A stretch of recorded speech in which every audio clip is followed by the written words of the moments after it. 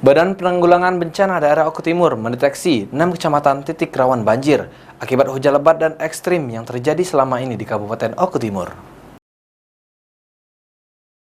Badan Penanggulangan Bencana Daerah Oku Timur mendeteksi titik rawan banjir dampak dari hujan lebat dan ekstrim di 6 kecamatan di Kabupaten Oku Timur.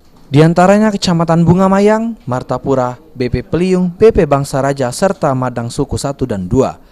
6 kecamatan tersebut rawan banjir karena wilayahnya termasuk jalur aliran Sungai Kumbring dan kerap mendapatkan banjir kiriman dari wilayah Oku Selatan.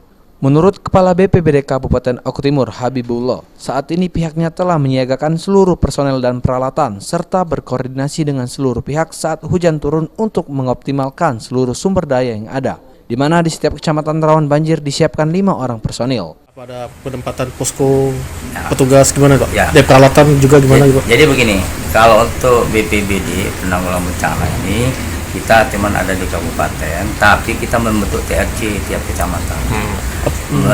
Dikomandoi oleh Pak Camat. TRC tim reaksi cepat. 5 orang rata-rata di tiap kecamatan. Ya, melalui Pak Camat memerintahkan TRC untuk gerak cepat kalau apa terjadi.